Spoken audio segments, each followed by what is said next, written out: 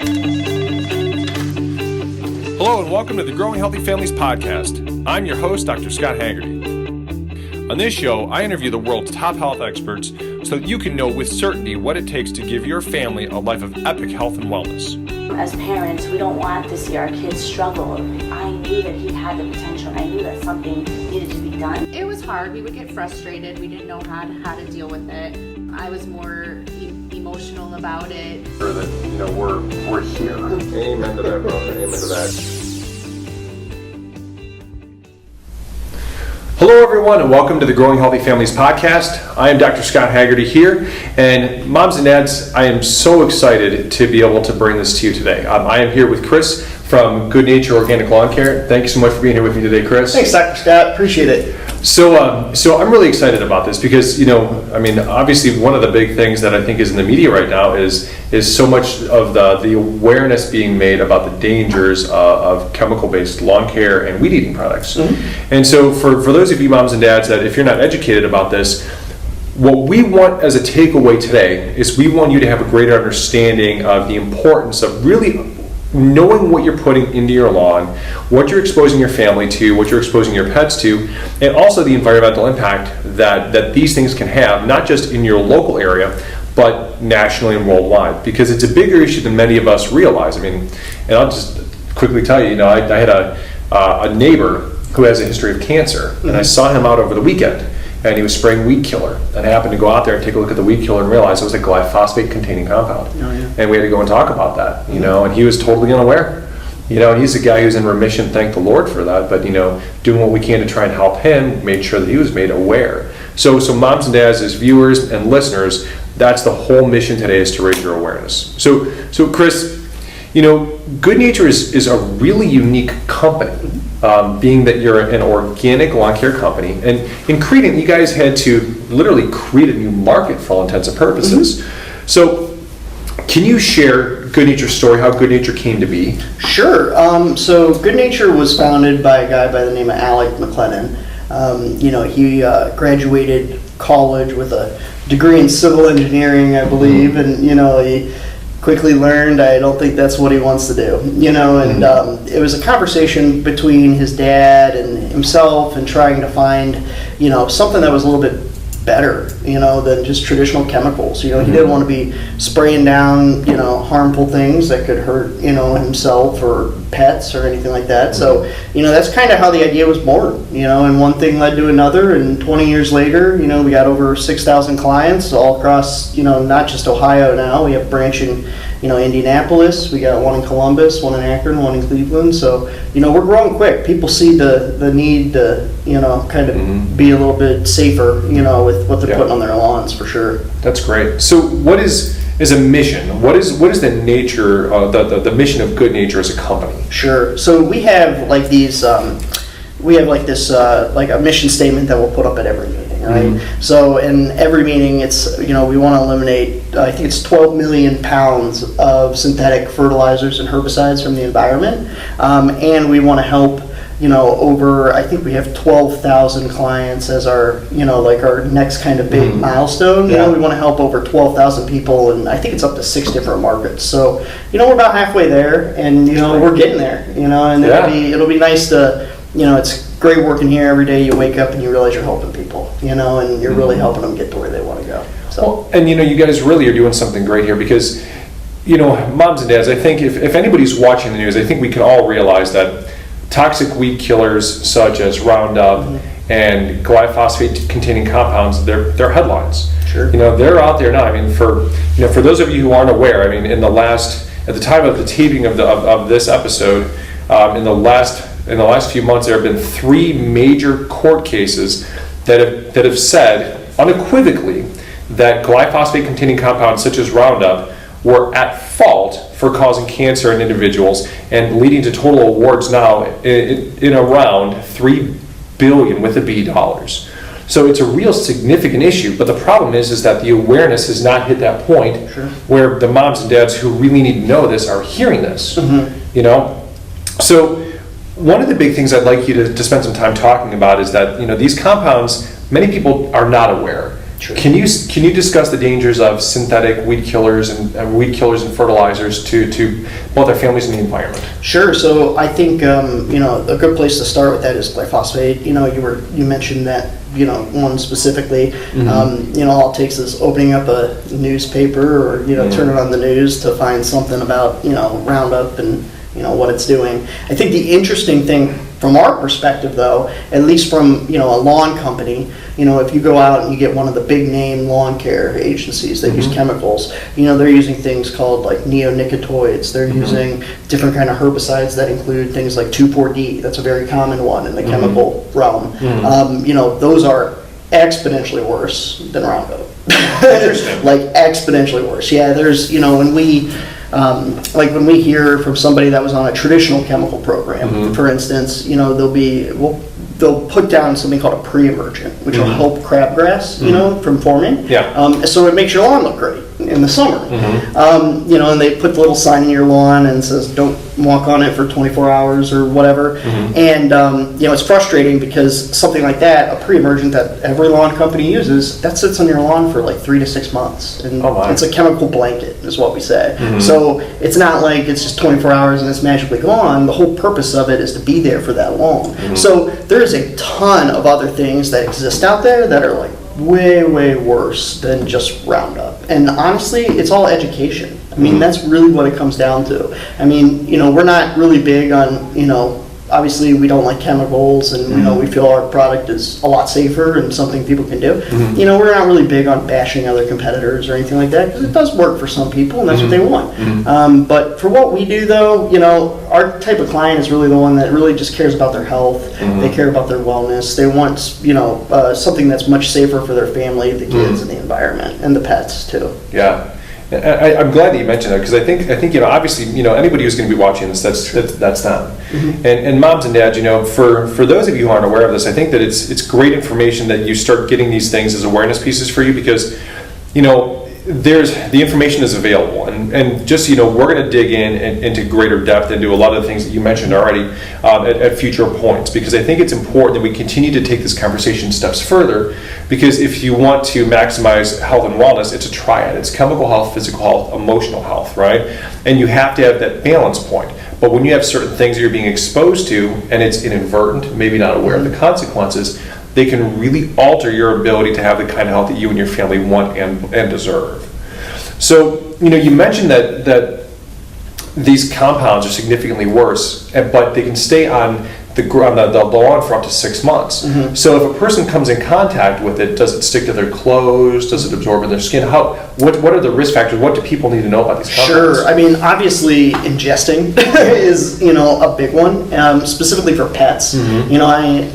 Probably half of your viewers here probably have some kind of animal, and probably half of those have dogs that like to eat dirt or grass. It's incredibly common. So when you're putting down things like that and an animal is ingesting it, that's when you really fall into the bad realm.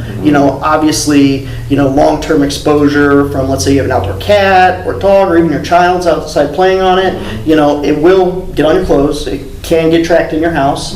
It will, like I said, it's long-term exposure we're really concerned about. If somebody just, had a one-time thing, it's not the end of the world kind of deal, but it's definitely not any of those things you want to be either ingesting or constantly having on you in your clothes and around your house. So you mentioned ingesting these things. Can these things seep into the groundwater? Oh, absolutely.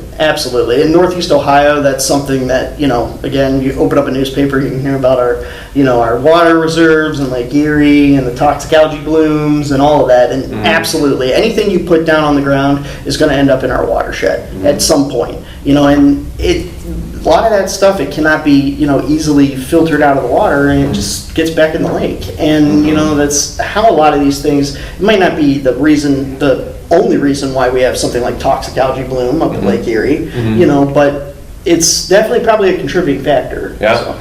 Well, especially you think about the amount of people right now that are going through and applying chemical treatments to their lawns. It only has one place to go, moms and dads. So, I mean, and think about these things, right? potentially our kids, our families, and our pets all ingesting these from physical contact and by drinking these things in the drinking water. It's a scary, scary thing to think about, right? Well, yeah, and when you're talking about, I brought some information, so like I quoted, out of 30 commonly used pesticides, 19 have studies pointing towards carcinogens, 13 are linked with birth defects, 21 linked with reproductive effects, 15 with neurotoxicity, 26 with liver and kidney damage, so all kinds of things can happen to the endocrine system, the hormonal system. Anything can happen, whether it's a dog or a cat or a small human child. So it's not great. No, not at all. Well, so obviously we're talking about the chemical compounds. Many people know these are very effective, right? They do a great job at killing off a lot of the unwanted, whether it's the crabgrass that we talked about or the weeds. So obviously Good Nature has developed a system that helps to deal with these, but from a perspective that's not going to cause environmental harm. So would you mind talking with the viewers about what you use as your alternatives for your weed killers and herbicides? Yeah, so we've played around with this a lot. This has kind of been like our little 20-year trial. We've been kind of figuring it out. And we're probably the largest organic lawn care company that exists in the country today. So we kind of take it upon ourselves to do R&D. Because nobody else is out there really developing things. So there's a lot that we do. I don't know if when you came in you noticed the plots out front and other things. Like we do all our own testing. We have scientists on staff. Like we have those people to help do those things. But generally, they're all made from vegetables. It's really the easiest way to look at it, or micronutrients. So most of the things that we'll be putting down, and typically in a lawn care season, would be things like corn gluten, humates, all other natural forms of potassium and micronutrients. For weed suppression, we'll use like a liquid iron blend of things that'll help stop photosynthesis with weeds. And the goal really is to strengthen the grass. What we found, the best thing to reduce weeds, even better than chemicals in some cases, is to have a thick, healthy lawn that's mowed high and you follow good watering practices. The fertilizer, everything else will help for sure, but doing those things right there will already substantially reduce weeds. And then on top of combining it with, strengthening the grass, feeding the soil so that the grass is getting what it needs to thrive, that's really our whole philosophy. So we usually do that in through about 7 treatments for a typical customer. Yeah. It's funny because I'm a customer, and I know we were talking about this, and one of the things I think is interesting is I've watched the process. My wife and I moved into our current home 7.5 years ago, and the yard was weed infested, and of course, obviously, we were already of the mindset of not wanting to go down the chemical route, and so when we hired Good Nature as a customer to take care of our lawn, we watched this process, and it's been really interesting, moms and dads, because every year the lawn has come back stronger and more healthy with less weeds, and we're not having to go and see a lot of these things coming back year after year after year, right? Whereas I watch my neighbors are coming back out there repetitively having to go and do the same treatments. Our lawn is coming back every year fuller and stronger with less weeds, and it's been really interesting to watch it as a process because I have 7 years that I've been watching this, and I think it's pretty amazing to see how effective it really and truly can be from a first-hand perspective. Well, I think one of the major things to get across is that I view, the analogy I'll typically use is chemicals are like steroids, right? So it's like you hear about the workouts and, people that get these massive bodies and they do it quick, right? And it's kind of like, I don't want to say cheating, but that's kind of what they're doing. They're taking steroids to get bigger. And the minute they stop taking steroids, they usually go back to what they were before. So that's usually what chemicals do verbatim, versus organics. It's a process, it's going to take time. So I'll tell people, it's like if you eat right, you go to the gym, you stay healthy, you do all these different things. Yeah, you might get the look how somebody did that took steroids, but it's going to take you a lot longer. And that's how organics work. It's going to, the first year, you might not see a huge difference, because we're trying to build up all that organic matter. So it can take people sometimes 3 seasons to get their lawn to be where they want it to be. But, you'll see gradual kind of improvements, like you said. Yep. Yeah, I remember when we first started, that was something that you pre-framed for us, is an appropriate expectation that it was a process to build it up and make it stronger.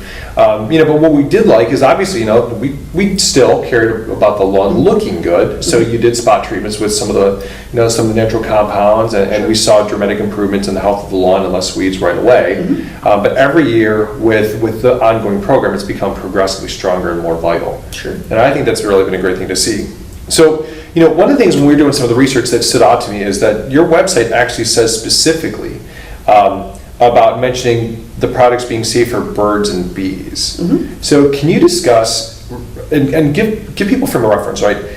How are birds and bees affected by fertilizers and pesticides in the environment? Because I don't think a lot of people really realize the effect that it has on them. Yeah, so it's funny, I actually just heard, I think it might have been on NPR just the other day, they said that, if tomorrow all the bees got wiped out, that humanity would be extinct within something like 3 years or something like that. So, it's nuts at how one little insect can make such a big difference because it's a pollinator, you know, and that's really what bees do for nature. And, most common both pesticides, herbicides, any kind of the nervous system, insect, type, like the neonicotinoids we mentioned, all of those are going to harm bees. And, it's kind of, bees are already getting to the point where they're almost endangered in some places. So, we're looking at it from the standpoint of we want to save as many of these things as we can. And actually, recently, I've heard a lot more of our clients, for instance, have like they're beekeepers. They'll actually keep them in their backyard, which is great. They make their own honey, and whatnot. And I think that's excellent. Anytime you can use nature to help benefit you, why not?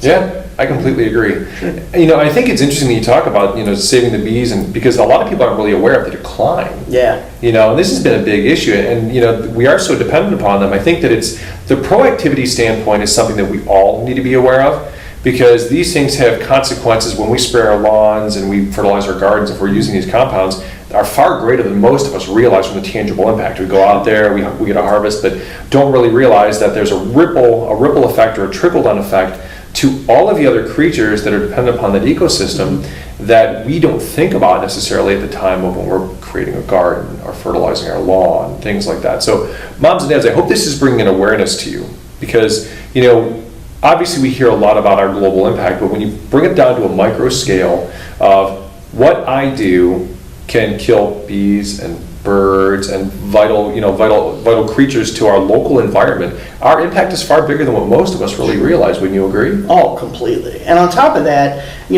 like the fact that most of the time, people and humanity as a whole, I think, unfortunately, is very nearsighted, right? I feel like we don't look out to the future and see, what are we leaving for our kids and what are we doing for, the next 5 years, and it's sad because even though, like I just mentioned, some of these chemicals, the goal is really to, it's to get rid of those weeds, it's to get rid of those certain things. But one of the issues you're facing is it's not, typically if I touch it, it's not going to instantly kill me. Right. So I view it as safe, even though there's 1,000 warning labels on the back. Well, to that bee, that bee barely landing on that little spot, that chemical is made to kill insects, specifically some of those neonicotinoids. So, like that bee lands on there, it's going to die. And it's not like, it's as easy as what it used to be. You couldn't just spray and not worry about it, and then, whatever happens, happens. We got to start thinking about the future and what we're leaving people. Really and truly.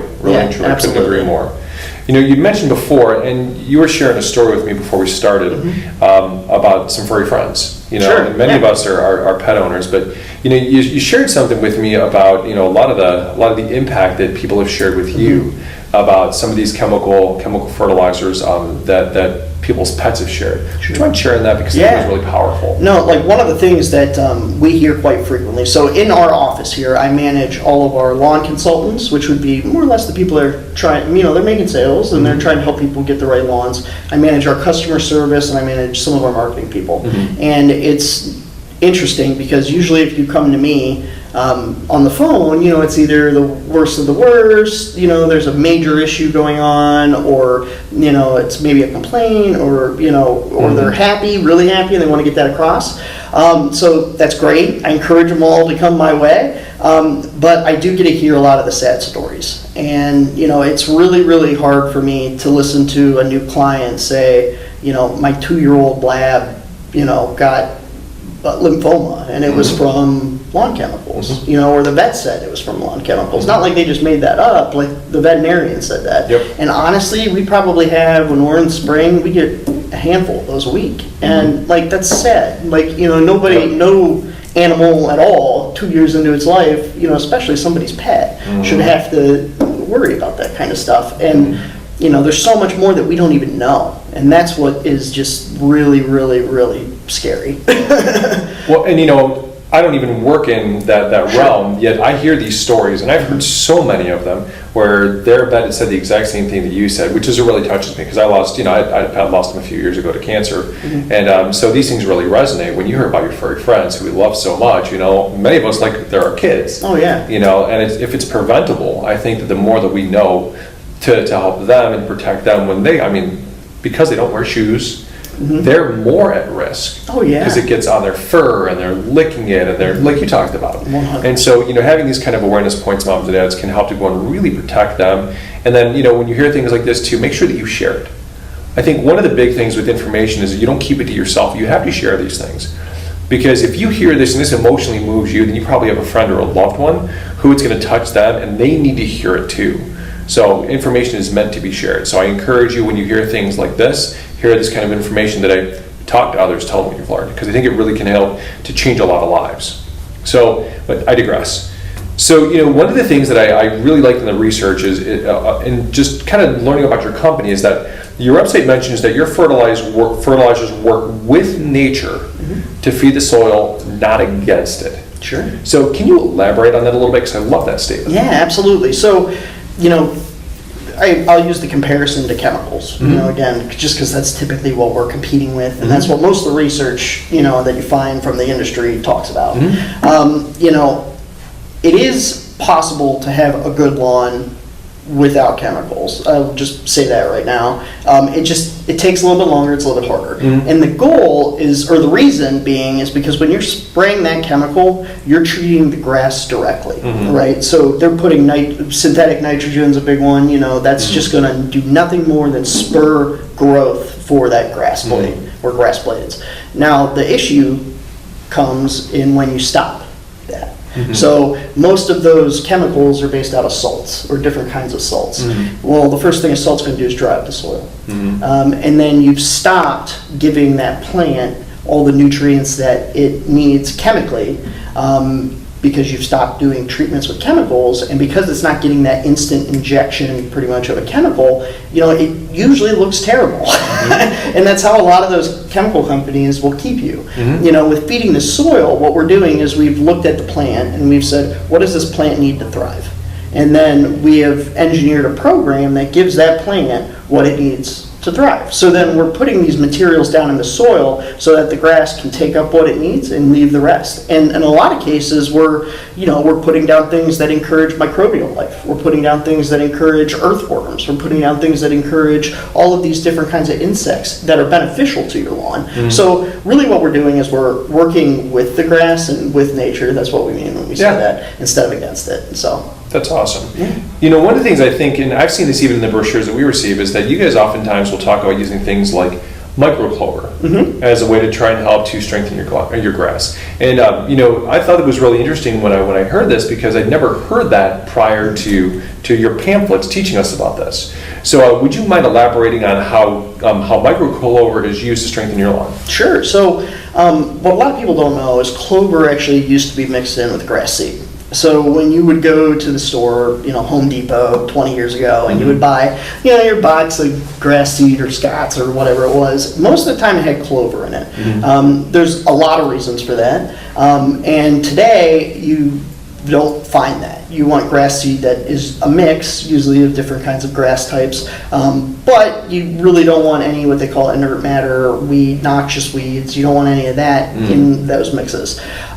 We completely disagree with that. I would say that, clover is probably one of the best plants of taking or converting elements out of the atmosphere into nitrogen. So nitrogen is great for grass growth. It makes your grass look green. It'll perk it up. It'll grow it quick.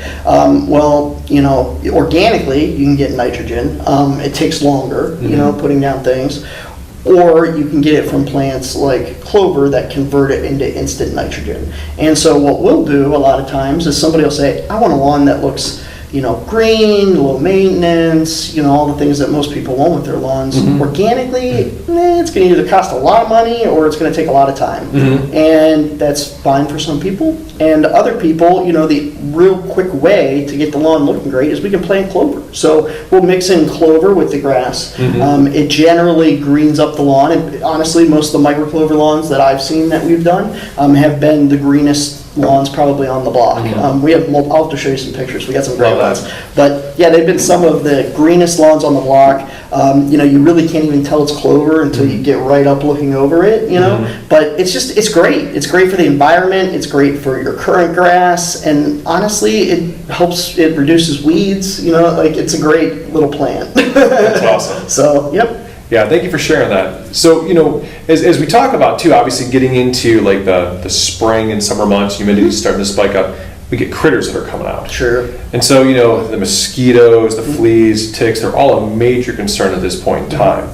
How can you control these potentially harmful pests without causing a lot of harm to the environment? Sure. So, it can be more difficult. So, we always kind of err towards repelling things. I'm not if we don't, nature has it one way for a reason, so if it's not something we have to kill, we can just move it to the neighbor's lawn or down the street, we're fine by that. So a lot of what we'll do is things like for mosquito, fleas, and ticks, like we'll do garlic sprays, which are a garlic juice. Sometimes we'll put in a little bit of cedar oil. It's not always in there, but sometimes it is, and a couple other micronutrients. And we'll spray the lawn, we'll spray around trees and things like that for people. And garlic actually does an amazing job of repelling mosquito, fleas, and ticks. So usually it'll keep them out of your lawn. We've even seen like a little bit of evidence that it'll work against deer too. So, there's a lot of really good repellents that exist out there. You just got to find them. You just got to know what works and what doesn't work. And then you get some benefits of them too. Like that garlic, once we spray it, your whole backyard smells like a pizza parlor for like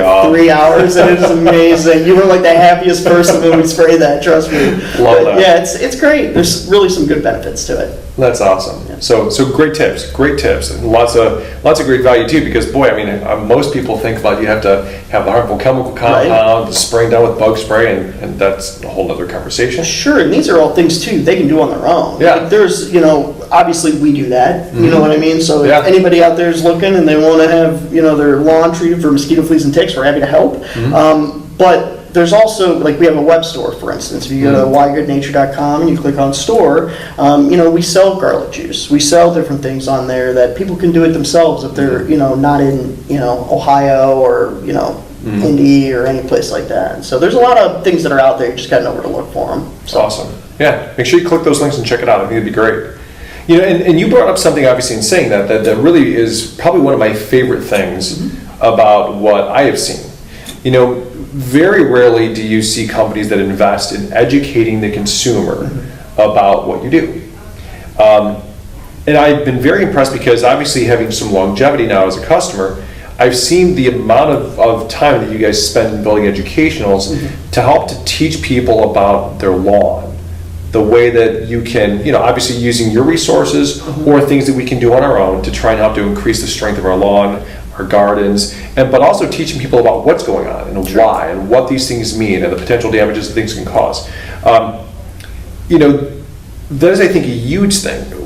Why do you think it's been such a focus of the mission of Good Nature to go and educate the consumers in the ways that you guys have? I think because it wouldn't be possible without doing it. One of the things that we're constantly fighting is an uphill battle against lots and lots of information that really favors chemicals. Sure. Because there's been years and years and years and years of it, you know, and there's a lot of people that have a lot of money and that are in that industry. So, you know, there's a lot of things that we have to usually educate people on. And that's really the only way to do that. So, you know, a great example was digging. You know, animals digging is like a constant thing we hear about in the fall. You know, and everybody immediately jumps to grubs. You know, the animals are digging, I must have grubs. Or I found a grub in my lawn, it's the end of the world, my lawn's gonna die. And, you know, for starters, it's, you know, animals can dig for a lot of different things. You know, they can dig for earthworms. There could have been a food source there years ago, and they just instinctively go back to it. You know, so, but you tell somebody that, and it's very hard to sometimes educate people on some of those things, because all you gotta do is Google, why are, you know, raccoons digging in my backyard, and it'll say grubs for 1,000 articles. So, you know, we really have to do the best we can to kind of educate the consumer and educate our clients, and work with them. You know, I tell every single person when I get off the phone with them that, you know, I'm here to help, and that's an honest to God statement. Like, if they just have a question about something, you know, I'm happy to talk to them. Like, that's, you know, what we do. So we're happy to do that, and happy to provide the education that's needed. And I think it's critical, you know, because for moms and dads who really are looking to try and make these kinds of changes in your own home and your environment, you know, the more that you know, the more empowered you are to go and make good choices. What I think is very interesting is that every time that one of your people comes out and they work on our lawn, is we're left with a pamphlet that says about what you did, that says about, you know, areas of concern, solutions to help to strengthen the lawn, strengthen those areas, and just constantly reinforcing ways that we can help you guys, but in ways that are environmentally friendly. And I think that if this is what you're looking for, really, this is probably a great solution to look into much deeper, because this type of a program really, I think, is very congruent with what a lot of us really embrace when you're trying to do things in a way that's environmentally sustainable, and is going to protect our environment and our kids and our families for the long term. Yeah, and even if you can't be a good natured client, or you're a person that just likes to let their lawn go, which in our opinion is way better than the alternative, Yeah. So like, even if you're a person that does that, like, we're happy to work with you, we're happy to educate you, we're happy to try to come to some kind of to do what we can, to help. And even more so than that, when it comes to just that information, we have our website as a whole plethora of all kinds of, disease issues and stuff like that. But I think the really important thing to get across is that people can do a lot of this on their own. It's not just magical that you hire the organic lawn care guys and your lawn looks amazing. Usually with organics, it takes a little bit of give and take. There's mowing 3.5 to 4 inches is going to help immensely. If you can water, if you have a sprinkler system, that's great. If you don't like the water, that's fine. Hopefully we get some rain, so that's possible too. Overseeding, generally just thickening up the lawn. Those are things that by itself, like whether we do it or another company does it or you do it on your own, like it can get you a good lawn just by doing some small things on your own there. So that's tremendous. You mentioned obviously that those things are really important, but if someone's confused about where to look, and they're potentially say for example they're in Good Nature's market, or they're looking around the country because they're really intrigued about how do they start moving from chemically based companies to organic lawn care. There's a lot to sort through, right? I mean, there's companies that call themselves organic that may not be fully organic. Sure. If a mom and dad is looking to try and find a company that is truly an organic company, can you help them so they know what to look for? I mean, the first thing above everything else is when you're calling one of those companies, you want to ask them what they use for weed control. That is by far the most important thing. I don't know the legal ramifications of some certain laws, because we don't have to necessarily worry about that because we are completely organic. But there is, I read somewhere that if your combination contains X percentage of organic ingredients, they can call it organic or natural. Well, the problem that we've seen is there's a lot of hybrid companies that exist out there. And what they'll do is they'll call themselves natural, they'll market it as natural, and all these other things, and they make you think, oh, okay, I have this great program that's safe. And what they'll do is they'll put down something called malorganite as a fertilizer, which is, pretty much human waste, that's been like refiltered and redone.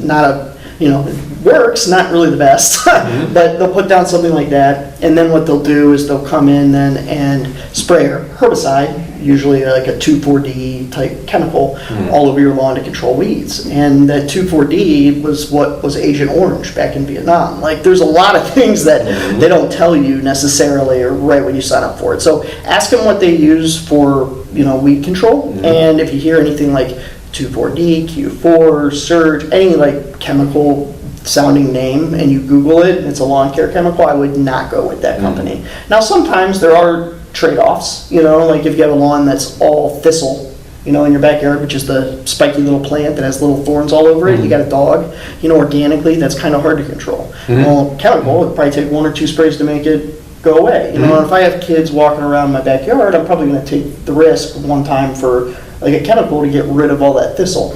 So there is that option available to people too, if that's, even organic companies offer that. We offer that if somebody really wanted to do something along those lines. Sure. We try to steer you away from that, but that is an option. And, that's the route I would probably go. So Awesome. Thank you very much for the advice. And moms and dads, obviously this is something I think that should help to clarify what you can do to try and make better choices for yourself and for your family when it comes to, taking care of your lawn and your garden and your weed control options. So, obviously there's going to be a lot of folks who are going to see this that are going to be local to this market and maybe in a Good Nature market. So if they want to learn more about Good Nature, what would be the best way for them to go and find out more about Good Nature and your services? So I would have them do 2 things. I would go to whygoodnature.com, so it's WHY, goodnature.com, and we have an entire online resource for people that are interested in either organics or people that are interested in like the DIY type, or even the ones that are, potentially interested in becoming clients. So you can do some research on your own, you can understand more about, your lawn and what diseases, issues, weeds, things like that you might have. So that's a step in the right direction. As we mentioned before, we also have a web store that ships things all across the country. So if there's someone that's interested in doing that, we're happy to go that route. And then the last way is call us. We are always taking phone calls. 216-641-9800 is our main line up here. We're always willing to help. So whatever we can do. Awesome. Chris, thank you so much for taking the time to be here with us today. I think that there was a lot of value that was given to the moms and dads here so that they can really help to have a much better understanding of what they can do to improve the health of their family and to know so much more about what really the dangers are of some of the chemical compounds that are out there so they can make better choices. Sure. So I thank you so much. And I think what we'll have to do is we'll have to make sure we have this happen again, right? Amen. Yeah, amen to that. We'll do it. This is great. Yeah, we'll have to get back together and, I'll have to show you some of these little mosquito flea and tick things we got. Yeah. That would be great. I would love that. Oh, yeah. So we'll have to make sure we get some regular segments going so we can do some tips. Yeah, there you go. I love it. Moms and dads, if you want to make sure when you see this video, you give us some likes and some comments. If you want more information and you want some more ongoing tips from Chris and the folks here at Good Nature, make sure that you let us know, because we care very much about getting you the resources so that your family can be the healthiest family that you know. So thanks again here for being with us. This was awesome. We really appreciate your time. Moms and dads, make sure that if this was valuable to you, that you subscribe to this podcast if you haven't already. Share it with someone that you know and love to help them to get this information. Make sure that you give us comments, feedbacks, and reviews wherever you're listening to or watching this podcast, whether it's iTunes, Stitcher, iHeartRadio. And so let us know that you love the podcast, and also tell us what you want to learn more about, because our goal here is to make sure that we're giving you, moms and dads, all the resources that you need so that your family can live a life of epic health and wellness. This is Dr. Scott Haggerty here with Chris from Good Nature. God bless you guys and be elite. Thank you for listening to the Growing Healthy Families podcast, the world's #1 source for health education. Make sure to go to iTunes or wherever you listen to podcasts and give us a review. Make sure to follow us on social media at the links listed in the show notes, and let us know what area of health you are struggling with so we can get you and your family on the road to epic health.